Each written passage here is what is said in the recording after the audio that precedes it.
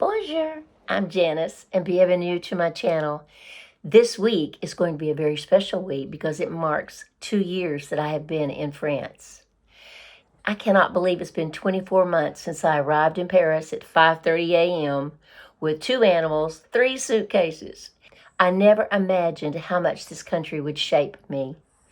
In this video, I want to take you along on an anniversary trip to a very special place in France that I love to go to. And I almost feel it is symbolic of my personal voyage. I will share untold stories about integrating into French culture and what makes this country so special to me. And maybe, just maybe, you'll be inspired to create your own adventure. Shall we begin?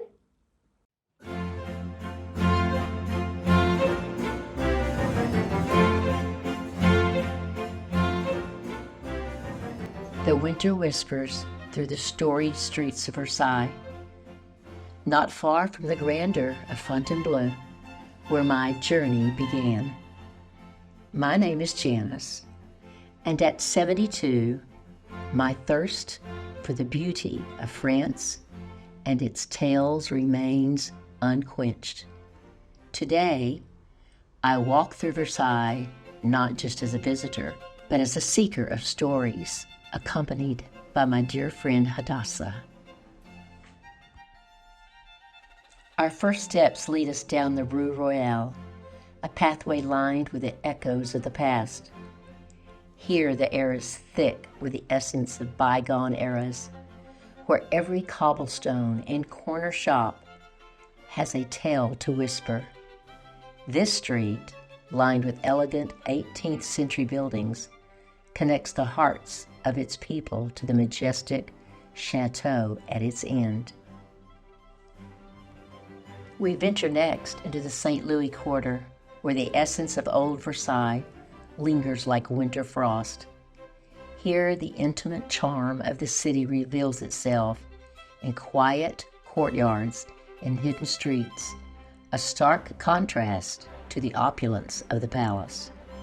It's a reminder of the everyday lives that unfolded in the shadow of royalty, of bakers and candle makers whose crafts lit up the lives of both commoners and kings.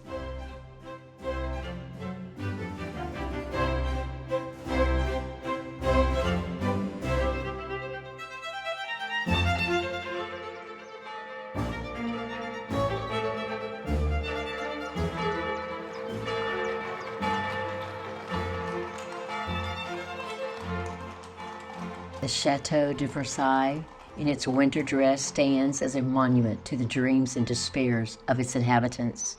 Here the history of France was written in stone and gold, in the footsteps of monarchs and the whispers of revolution.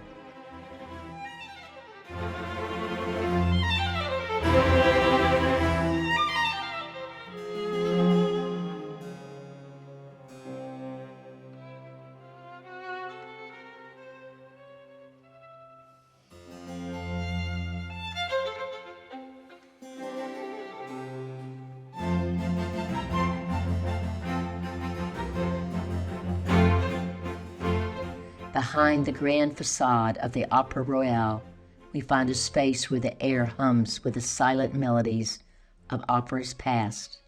Standing here, one can almost hear the ghostly applause of courtiers lost in the thrill of performance.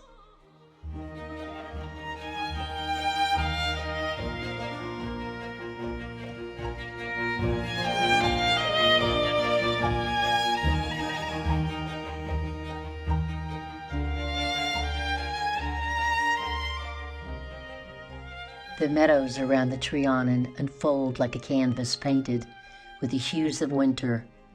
The grass dusted with frost sparkles under the caress of the winter sun. These fields, once the backdrop for royal leisure and contemplation, now offer a tranquil escape to all who seek peace away from the echoes of the crowded city. It is here, in the quiet vastness, that the soul of Versailles breathes freely, where history melds with the rhythm of the natural world.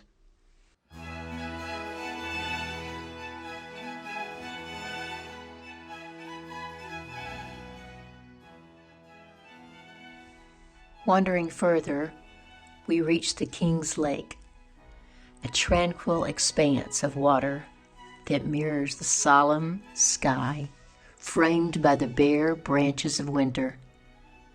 The Grille de la Reine guards the entrance, a silent sentinel to the beauty that lies beyond. These places, steeped in the quiet majesty of nature, offer a respite from the echoes of history, a moment to reflect on the passage of time.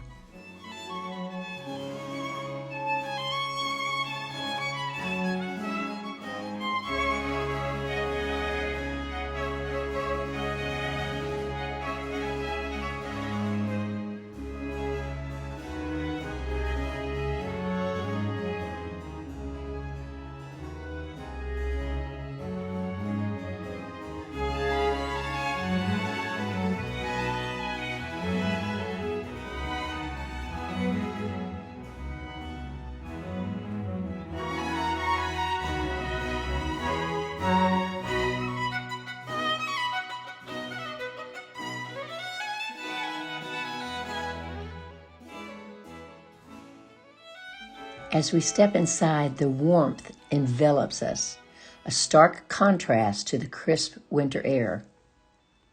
The shop is a treasure trove of artistic wonders. Shelves are lined with paints that span the spectrum of imagination, each hue promising a story waiting to be told.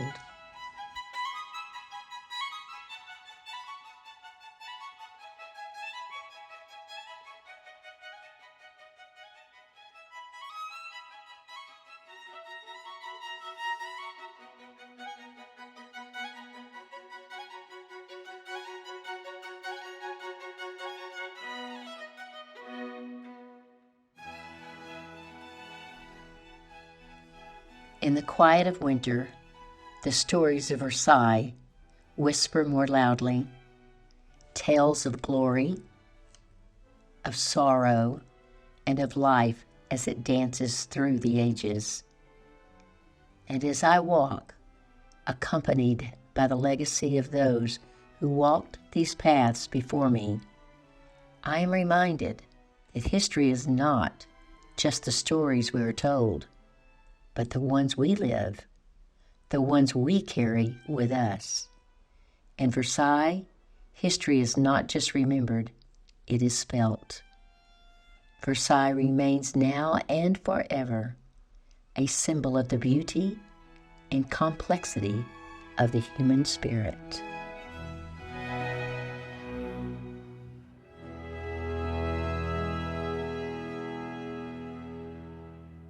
This is my new jacket that I got from Zappa, Paris, in Fontainebleau, because anytime the first of the year to about the first week of February, 50% off. And then, of course, I have my Teddy Blake that is packed full of wonderful items. My little scarf. Cat scarf. I'm going to come up and take a closer look at that scarf. My little cat scarf is from the Czech Republic. This black dress I've had for ages and ages from Talbot's, and my new black boots Very cute. are from Terrace. They look very chic. And it's perfect for this cloudy, rainy weather. It is, really. I didn't know if I would need my jacket, but I do. I need it. Today I thought I would wear velvet, just like Marie Antoinette. As you saw the beautiful city of Versailles, it's just like, I want to dress up today. I want to be like Marie Antoinette, except minus the jewels, because I don't have any diamonds and pearls. But if anyone wants to donate them, that would be great, you know. Speaking of Marie Antoinette, I was very hesitant toward reading the book. After I've read the book by Antonia Fraser about Marie Antoinette, I have a little bit more sympathy for her. You know, she was only 14, and she married a man, well, a young boy, 15. And she never did say, let them eat cake. That's just something that's been passed down. Now, I'm not saying she was the most generous person in the world, but look at this. Look how our lives are shaped when we're younger. This woman did this for her country. She didn't do this just because she wanted to. She had to leave her country, leave her family, and start over in a new place just because that's what she was supposed to do. And that's what her parents asked her to do. And it's just like our young age. If we were raised poor, we may have had some health issues because of that. If you weren't raised poor, you may have thought, I'm going to always have this. And then you end up marrying a person, or you end up having a job that doesn't pay a lot of money, like teaching. Although we know that teaching is okay because that's what we want to do, but it's not certainly a job that's going to make you a lot of money. So it's just like us. She was no different than us, because our lives shape the way we are. If you were raised an only child, you might have those only child tendencies like I do, being very selfish. And if you're an only child and you're not selfish, I'm glad to hear it. But I am an only child and I'm rather selfish. I've always been selfish. That's one reason why I waited till later in life to have children. I was too selfish to have a child when I was younger. And Marie Antoinette, she waited till 8 years after she got married to have a child. So she was like 22, 21, something like that when she had her first child. And she had troubles just like the rest of us. She lost children to disease. She had a child at birth that died. So she suffered a tremendous amount of melancholy. Just because you see what the movies have shown you, and maybe some authors, but in all honesty, this lady did a lot of things because she had to. And you know what it's like if you've ever lost a child. I had a miscarriage when I was 18. I had a very good friend of mine when her son was 21. She lost him, and that was her only child, and it was devastating. And I've never lost a child that age, but I do remember even as a young adult at 18, having a miscarriage, thinking, there was something wrong with me. I shouldn't have done that. Maybe guilt. That's all. And I don't think that women are any different now than then. We still have issues. We still have minds. We still have times that we doubt ourselves. I mean, there's all kind of stuff that we still have. And I kind of relate to her in a way. I think she was brought up in a great family, which I was too. And I never wanted for a thing in my life. And then, of course, I married at a young age and certainly did marry into money. And wow, did that become a shock to me, because when I wanted something, the money wasn't there and I had to get out and work for it. But it's not the same, I know that. But I do relate to this woman in a lot of different ways, because I think people have misjudged her. And I remember when I was going to school, in high school, I think a lot of people misjudged me. I was not the girl that people thought I was.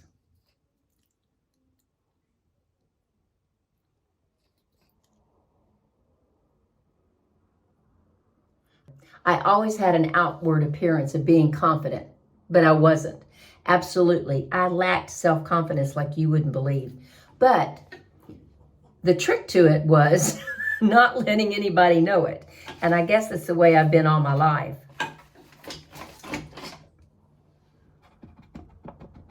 So what's that old saying? You can't judge a book by its cover. Well, I think that's true with all of us. But I do feel a certain amount of connection when I go to Versailles. I don't know what it is. It isn't a connection that, yes, I'm just like her. it's a connection that this woman, in a trying time in her life, did the best she could, I think. Now, later on in life, maybe things happened that made it change. But I think really, in all honesty, she did the best that she could. Yeah, she had affairs, and she didn't do things exactly the way everybody wanted her to do. But you know what? None of us are perfect, are we? You can probably tell how many times I've opened a bottle of champagne by as slow as I'm going here. But I wanted you to be here to celebrate with me 2 years being in France. Woohoo! I did it all by myself.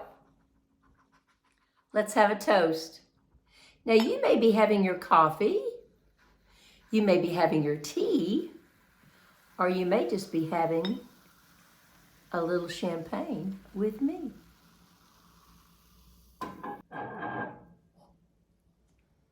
Just a sip. Congratulations, Janice, Buster, Kikiti, for sticking by me. And especially thank you and cheers to all of you that have been with me from the very beginning, and for those of you that just started following me. 2 years.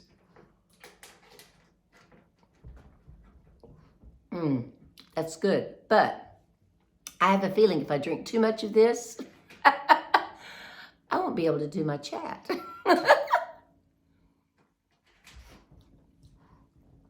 And champagne is to be sipped, not gulped, Janice. Thank you for joining me today. And as you can tell, I'm a little dressed up because today is a special day. It is 2-year anniversary of me being here.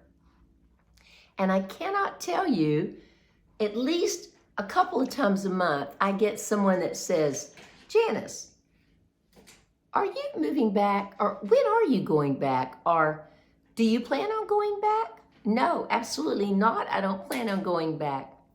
I'm planning on staying right here. And I'm going to talk to you today about some of the reasons why. I've talked to you before about that, but I want to talk to you also about some of the lows and some of the highs that I've had while I've been here. And so thank you for joining me. Let's get started. Bonjour, bienvenue. That means hello and welcome. You know, I get asked this same question, I guess about 2 or 3 times a month. And people ask me that live here in France, and then also people that come and visit me, or sometimes even on comments or emails. Are you going back? When do you plan on going back? Well, I think from the passion that I have for my YouTubes and the passion that I have for living in France, that I can't even imagine why anyone would ask. And also looking at that introduction of me being in Versailles that Hadassah did a very good job on, I can't even imagine being asked that question, but I am. And I'll tell you some gossip. I was proposed to last year. Yep, I didn't tell you. I didn't flash it out there in the public, but I was proposed to by a very nice man who is a very good friend of mine, who is an excellent cook. He owns his own home, and he lives in a beautiful area of Georgia. And I said no, because France is my home. I don't want to be Janice in Georgia. I want to be Janice in France. I want to still walk around that corner and figure out, what have I not seen before? Or, oh my gosh, there's a park down there. I didn't know anything about that. So there are some highs and some lows to living here. Now, of course, I'm still trying to learn French. That will be something that is an ongoing task. I do admit that. But I really do get a kick out of it because my teacher, she will share her screen with me, and so that she can show me how to pronounce words. And I love it when she'll say, no, Janice, do your mouth like this. Chew, chew, chew, chew, chew, chew. And I get so tickled because I have to form my mouth like that. She said, it's not chew, it's not chew, it's chew, chew. But I love it. I have so much fun with it. Even when I mispronounce it, I have fun because someone will correct me and it's okay. But I will tell you, it's a little difficult to learn French because everyone here in Fontainebleau wants to speak English with me. But I'm trying, and I am going to continue to try. One of the highs is that I treat myself so much better here. I have my nails done at least every 5 to 6 weeks. I have a pedicure done, and I get a spa treatment at least every 5 to 6 weeks. Now, it isn't to say that I didn't have a pedicure and a manicure done when I was in the States. It's just that now that I'm not working and bringing in any other income other than Social Security and 2 retirements, which comes to about $4,500 a month, I can afford all that because it's so much cheaper. And oh my goodness, the people are so lovely. That's another high part of it. You know, the other day I told you guys that I'm redecorating my apartment. I'm painting this, I'm painting that. I'm painting all of this. Where the Eiffel Tower used to be, it's not going to be yellow anymore. So it's just going to be just a nice bright place for me to video from. And that is why we're videoing in this corner, because everything else has a little splotch of paint on it. But anyway, the guys were over here the other night. They didn't charge me for coming over the first time. They didn't charge me for coming over the second time either. And they said, oh, well, it's going to be X number of dollars. And I said, okay, this is the deal, guys. I get paid the end of February. That's kind of like my play money or payback people money. And I said, then I'll get paid, you know, the end of next month. So they set a date for March 18th to the 24th. And I said, okay, so let's paint this area here that week. And then you can come back maybe the next week or the next week and do the kitchen and the toilet area. And they said, no, we're going to do it all in 1 week because we have other jobs we want to go to. And I said, yeah, but I won't have the money. And they said, it's okay. You're good for it. I about fell through the floor. I mean, I didn't want to say, really? Are you kidding me? I just said, thank you. And that's another thing I need to work on living here. This is one of the downs, one of the lows. I went out to eat with a gentleman one night, and we were right there at the metro, and he said, do you want me to walk you to Gare de Lyon? And, you know, to the train station to Gare de Lyon? And I said, no, you know, Miss Independent, I can do it. Well, about 45 minutes later, I found myself outside of the Arc de Triomphe, which is about 20 minutes in that direction, and I'm supposed to be going in that direction. So I had to get an Uber to get to Gare de Lyon because it was getting late, and the buses stop in Fontainebleau at 10 o'clock. Well, I didn't make it. So when I got to Fontainebleau, I had to order another Uber to get home. So, oh my goodness, it was one of those days. So that's one of my low days, and that's because things happen, you know. It's just the way it is here, and you just have to be patient and go with it. But I was just so frustrated with myself because I should have just said, yes, I would like for you to go with me to Gare de Lyon. Thank you. So I need to start saying thank you a little bit more often. Another high that I have been very lucky to be around, especially in Fontainebleau, is the safety. I mean, I never worry about being burgled. I never worry about someone snatching my purse. I never worry about someone taking my phone out of my back pocket. Sometimes I don't even take my phone. Sometimes I just take a credit card with me. If I'm going to be gone for a couple of hours, I usually take my phone with me because I see something I might want to video. But other than that, I just go to the store, come back, and that's it.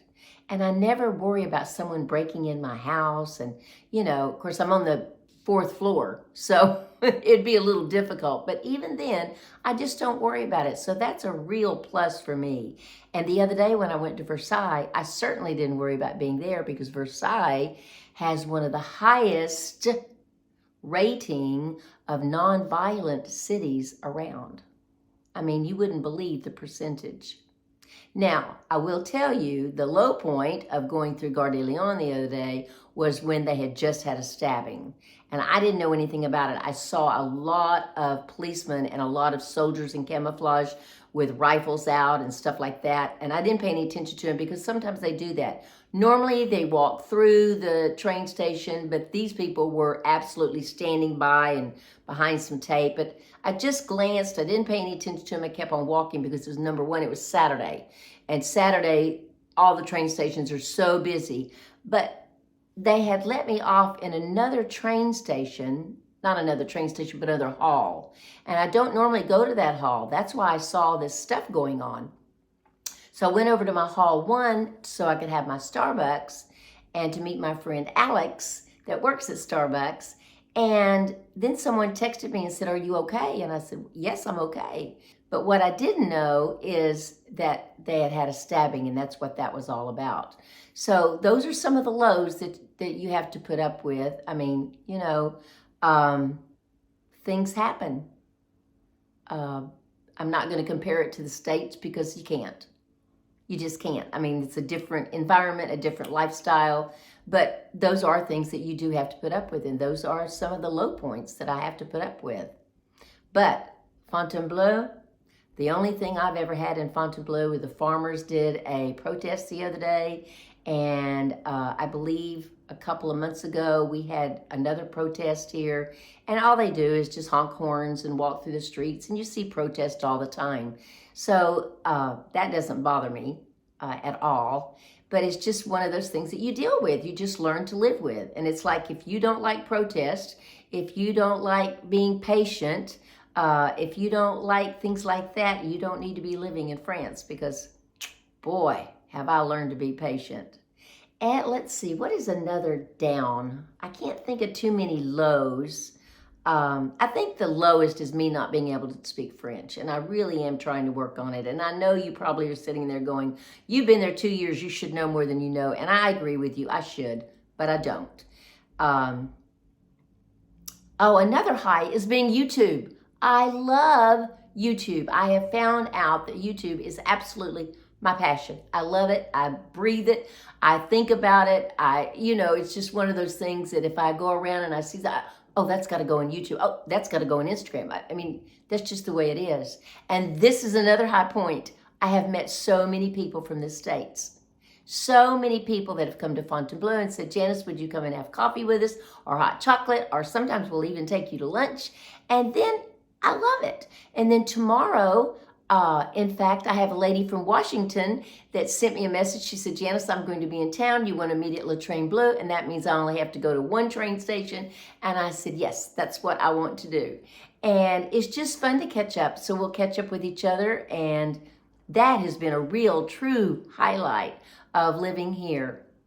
So let's see. I'm trying to think of some downsides. Let's see. Veterinarian is cheaper. Doctor's cheaper. Transportation's cheaper. Oh, and I just found out the other day that I have like a Navigo pass, and that lets me get on the train and the bus for free all month long. And as soon as I open up a checking account next month, I will get to have it for 43 euros a month because I'm a senior citizen. That is fabulous. That's another high for living here. And also, when you get on the bus, they will lend you their seat. People will get up and lend you your seat. Now, I know I don't look like a senior citizen, but I guess they think I am. But anyway, that's some of the highs of living here. Oh my goodness, I'm trying to think of some of the lows. If I had to come up with another low, I would say, because I live so far, I have to take the train. I have to take the bus to get to the train, to get to the train to get to Paris. But I'm willing for that because I love Fontainebleau. I don't intend to move out of Fontainebleau for anything. One of the lows is missing my daughter. Now at Christmas, I had not seen her for 13 months. And that's too long to go without seeing my daughter. So we've already planned a trip for September, and she's going to come here, and I'm going to take her to a little place in the south of France. I don't like heat, but I'll go there with her and let her see the beaches and see how pretty it is down there. And I think she will love it. But I can't go more than 6 months without seeing my kid. So that's one of the lows of living here. The last low that I'll talk to you about is the day that I went to the emergency room. Now, some of you may or may not have seen that video, but that was a pretty low time because I was afraid that when I got to the emergency room that they weren't going to understand me. I felt like I was going to faint, so I wasn't sure if I was going to be able to wait long enough. I wasn't sure what the protocol was. I didn't know if they needed me to pay ahead of time. I had no idea what to expect. And fortunately, as always, there's always somebody that comes to my aid that knows English.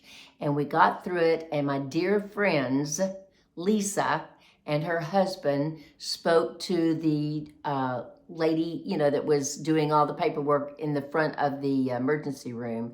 And they talked to her and they told her, they had a phone number, they could get a hold of them if they needed to. My landlords even offered to come and pick me up instead of me taking an Uber. It was kind of the high and kind of the low. I found out what it was like. I found out not to freak out next time. In fact, I've never received a bill. They didn't ask for payment. In fact, that was the first thing I did when I got ready to leave is said, where do I pay? They said, no, don't worry about it. Don't worry about it. So, it was a high because they were so kind to me, but it was a low because I was so absolutely terrified. But I want to tell you, now that I've been through it, I won't be terrified again because I know that I'm going to get through it some way, somehow. And they spoke English. The doctor did. The receptionist that was taking my information in the emergency room didn't speak English, but obviously the man that helped me out, he told her what she needed to know, and that was great. So it was kind of a high and kind of a low. But I also wanted to run through you some questions that I've had just recently, and then I'll wrap it up. What food do you miss mostly from the United States? I miss vegetarian chili from my daughter, soft tacos from my daughter, and just plain old enchiladas from Mexican food and guacamole and all that good stuff. And daiquiris. Would you ever return? Of course not. I think I've already answered that. What do you miss most from the United States? Absolutely nothing. Absolutely nothing. I'm very happy where I am. Have you found your passion? YouTube, right here, my passion. You guys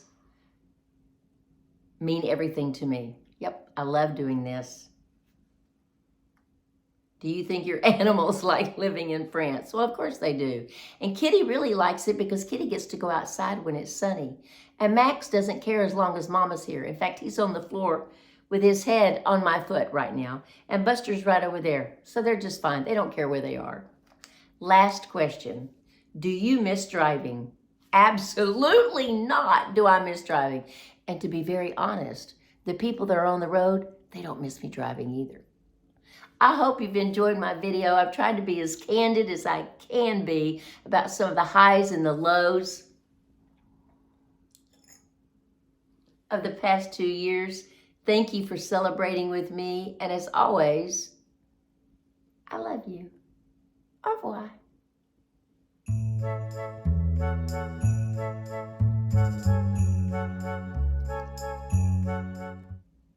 Un stylo. Un stylo. Stylo. Uh-oh. Un stylo. Oh, I forgot to put the un in there. Sorry.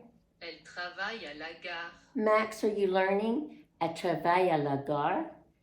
She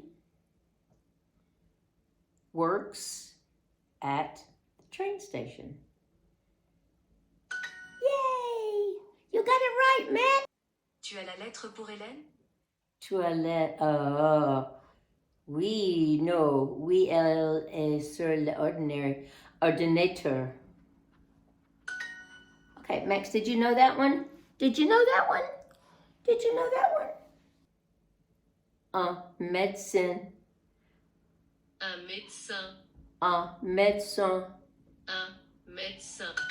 Max, you can't move away. This is our French lesson. Oh, you're just going to listen from over there? Okay. Où sont tes collègues? Où sont tes collègues? Où sont tes collègues? Où sont tes collègues? Elles sont au bureau.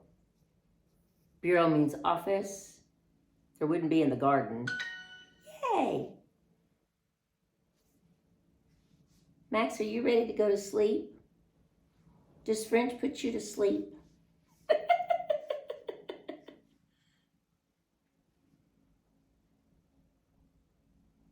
It doesn't keep me sleepy. It makes me want to learn. Tu parler un message sur ton portable. In other words, to speak a message on the, no, tu écris